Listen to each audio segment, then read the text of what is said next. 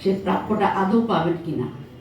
তারা ওই শিক্ষা অফিসার বাসায় আসা যাওয়া করতে করতে তাদের পায়ের স্যান্ডেল হয়ে যায় এবং তারা সে জীবনে অনেক কষ্টের মধ্যে দিয়ে কাটান, যে তাদের সারা জীবনের যা প্রাপ্য সরকারের কাছে সেটা তারা আদৌ পাবেন কিনা।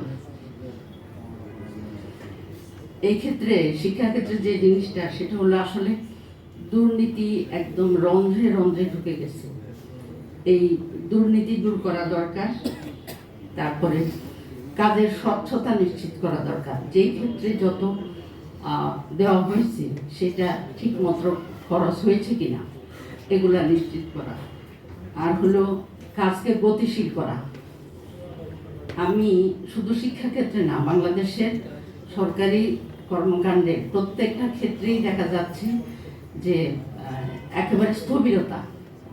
আমি আজ থেকে প্রায় 20 দিন আগে এই যে আমাদের জন্য যে সরকারিভাবে যেটা এমপিদের জন্য বাজেট আছে যে গরিবদের মধ্যে বিলি করার জন্য, আমি আমার জেলায়, আমার উপজেলাতে আমি যাদেরকে দেব তাদের লিস্ট এবং টাকার পরিমাণ সহ আমি জমা দিয়েছি।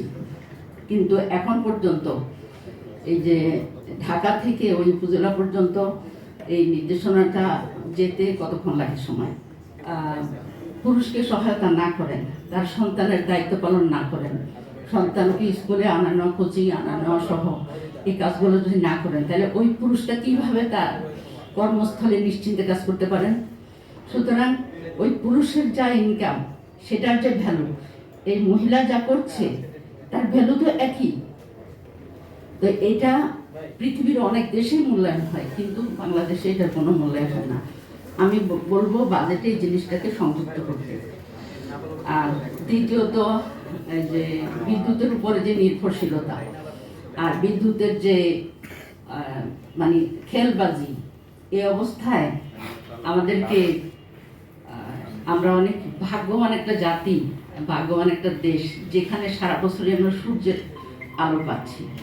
এখানে সোলার সিস্টেমে বিদ্যুৎ উৎপাদনের যদি সরকার চেষ্টা করে এবং জনগণকে উৎসাহিত করে, তাহলে এটা খুব সহজে আমাদের বিদ্যুৎ সমস্যার সমাধান হয়ে যায়। বিদ্যুৎ মানে আরেকটা সিস্টেম যোগ হয়। তো আমি এই ব্যাপারে দৃষ্টি আকর্ষণ করব সরকারের। তো আল্লাহ তাআলা আমাদেরকে সার্বিকভাবে একটা কল্যাণময় জাতি গঠনের জন্য সুষ্ঠু সুন্দর বাজেট তৈরি করা এবং সেটাকে প্রয়োগ করা।